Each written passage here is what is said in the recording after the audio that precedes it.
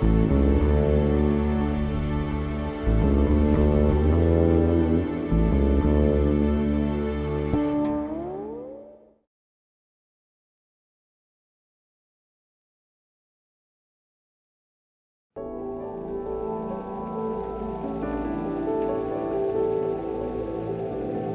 my mind, I thought back to the time after the accident. I was left without a car, without insurance, without friends, and without a job. To get the good times back, I was desperate to get answers, and I still seemed far from it. Today, those who are practicing astrology, especially in South Africa, my question is, what knowledge of our Ashtanga Jyotisha Shastra they have got? Those who come here as priests to work in some temples or do some, how can they have the knowledge of all this astrology? Have they ever studied the astrology scientifically? It will take at least 13 to 14 years to go through the Jyotisha Shastra science, sit at the feet of a master and learn those things.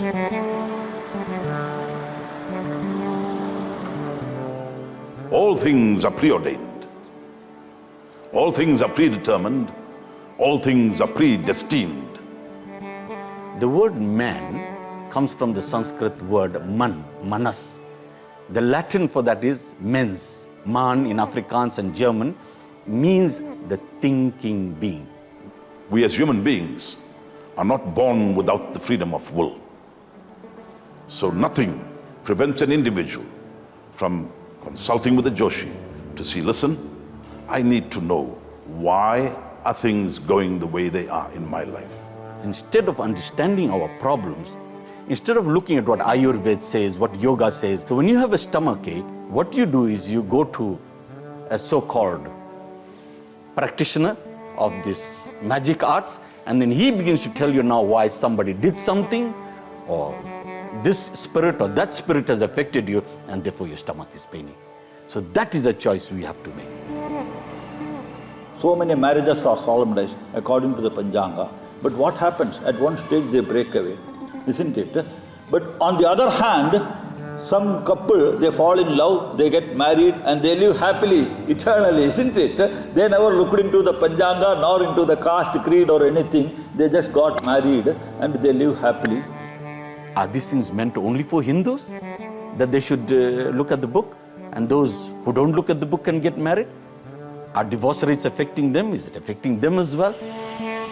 Divorce has nothing to do with the stars and planets. The quality and temperament of the individual, the boy and the girl. In India, in our Hindu Shastras, there is no word in Sanskrit for divorce. Divorce is something unheard of in Hindu culture. Astrology has nothing to do with all these things. It is all a disillusion, a wrong notion that because of a particular time, such and such a thing has happened. Nothing. We need to think about what we are doing really seriously. At the end of the day, it's about you and me and how this impacts on our individual lives. You take a child that is born, you go to somebody who now tells you that this child is born in a bad time. Now I ask you, we are all grown, just think about the psychological impact it has on the parent and on the child that is going to grow up knowing that he's got bad luck, and that bad luck is going to affect his family, his parents and himself. It scars him for life. I did mention that the planets move in a very precise manner, much more precise than man can comprehend. The movement of the planets is so very precise. Even astrology in Hinduism is a precise science. But remember, it is still open to interpretation. In somebody who was already born with parents thinking, this child is bad luck. Parents are at the wit's end because they'll do anything to ensure that the child has a good life. So on the one hand, he is faced with predestiny, because he can do nothing. This is preordained.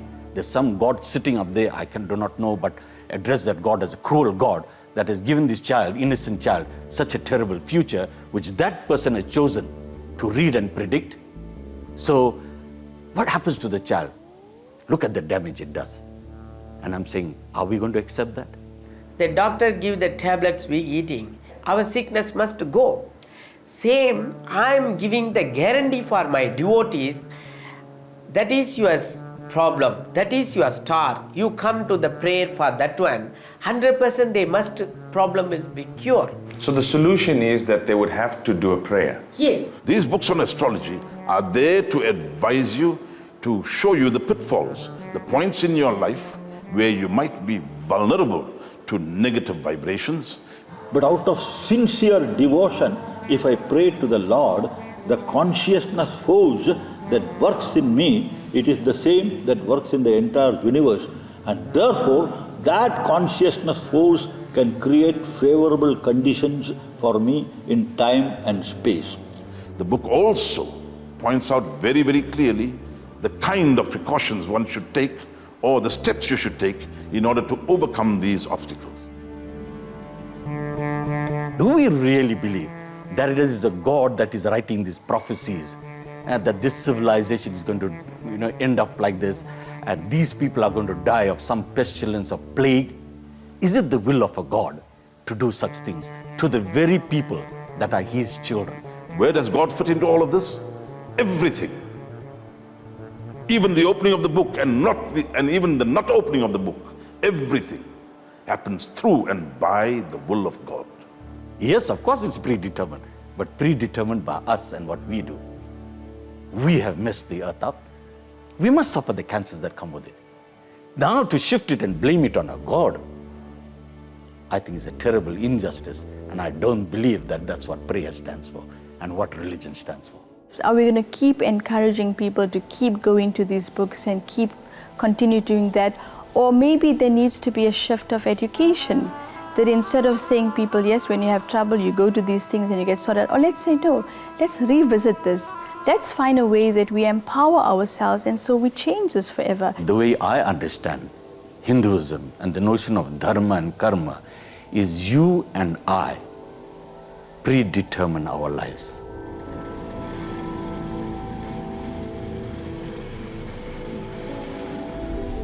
Then, all at once, the penny dropped. All that searching, all that arguments, for this and against that, it made sense now.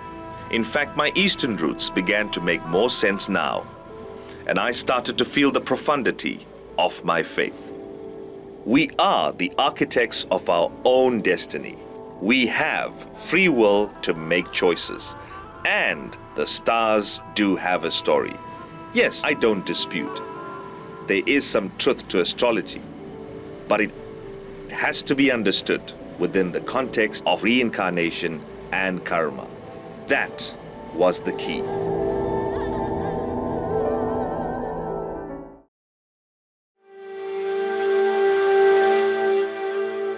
They brought me up in that way, and to appreciate everything that I have and like what God has given me, and basically as they really strong religious people, that's how I've been brought up. Now, having said that, do you think your life is mapped out by a higher power? And do you think that we have the ability to change the course of our lives? I believe both. I believe both in a very weird way. I believe that God does have a plan for you, but sometimes you also get those choices in your life where you think, like, should I do this? Should I do that? And that's the chance where you get to map out your own life. It's so God has given you the choice, you just need to pick one. And so I believe that that's how life works, basically. God is giving you the choice. He has a plan for you. Whether you take one road or the other, He's going to have a plan for you on that road, and He's just going to help you.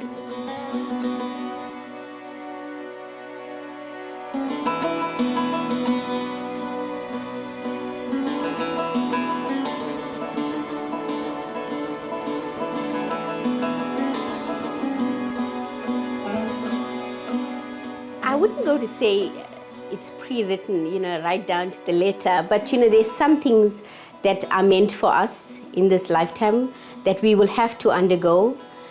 And it does happen that way.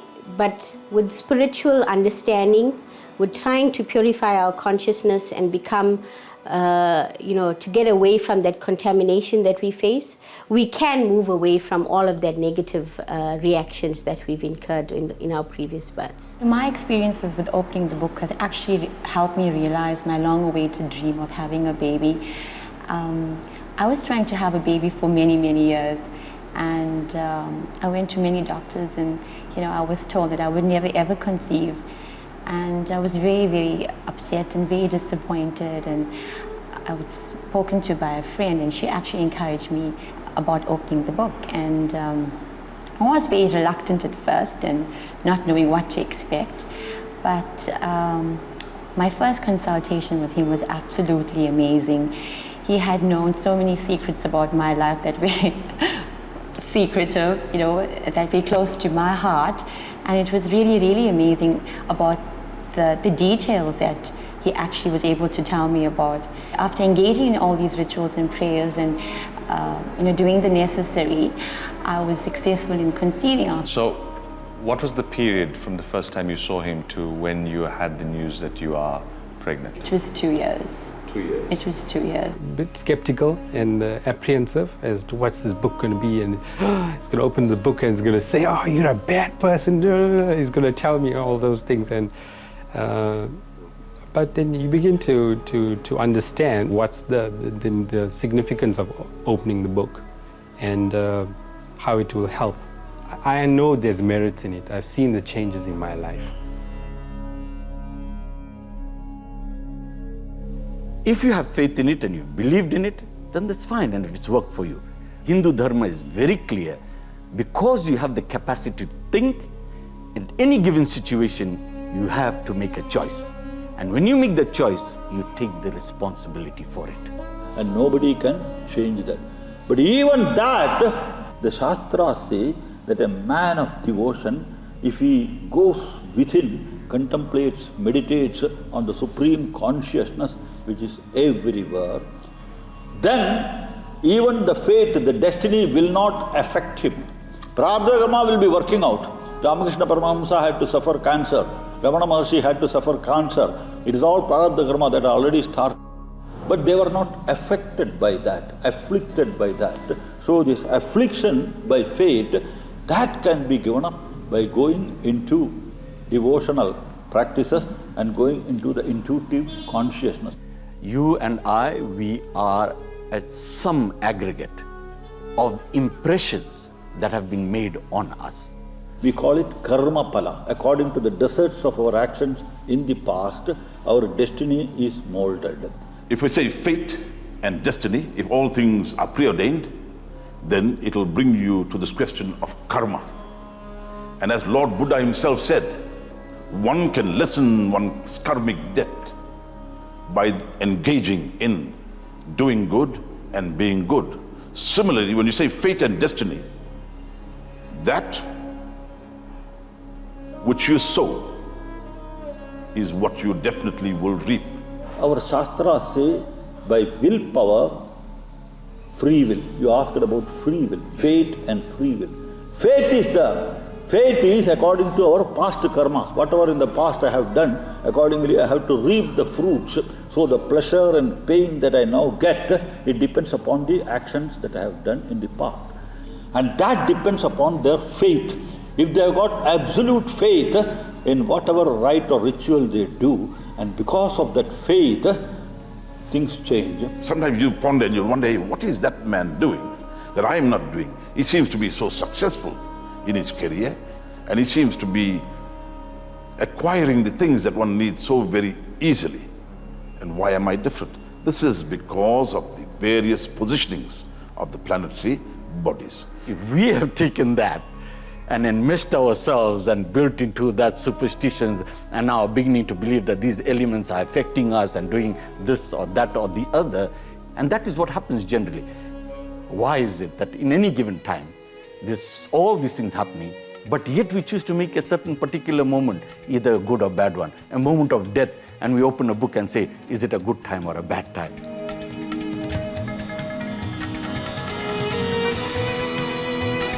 It's been a long and arduous journey.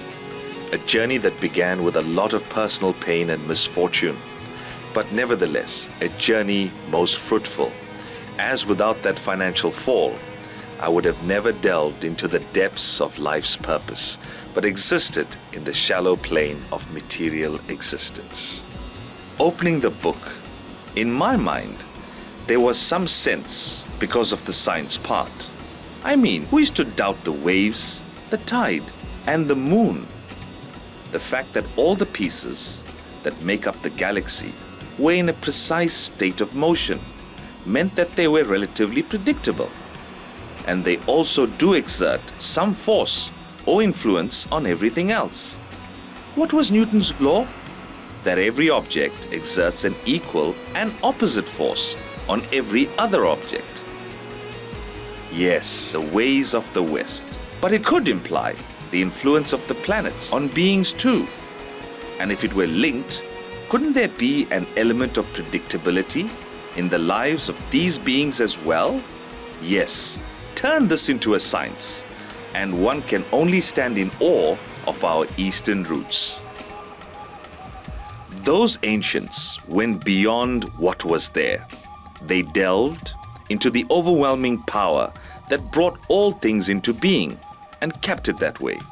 More importantly, they delved into life and this power or creator of life. How our petty problems pale before him. Planets were set in fixed motion. Living beings were set free. Or so our small minds seem to think. Where could everything have come from in the first place? If we all came from the same source, why do we think of each other as separate? My job gone, my money gone, my life, my problems, everything me. Where did I come from in this universe? Where do I eventually go? The journey of opening the book could have given me more questions than answers. But my time with those scholars and gurus did make me realize the treasure trove of my Hindu heritage. We do take birth, and at that time, we do have a relationship with the stars that's fixed and hence predictable. But before birth, we come with a past that determines our temperament. This birth is also a new chance, an opportunity of choice to change our narrow thinking, recognize our shortcomings, and stand in awe of the great, mighty Master. Love all, because you are connected. Do good, see good, and be good, they said. So that's what they meant.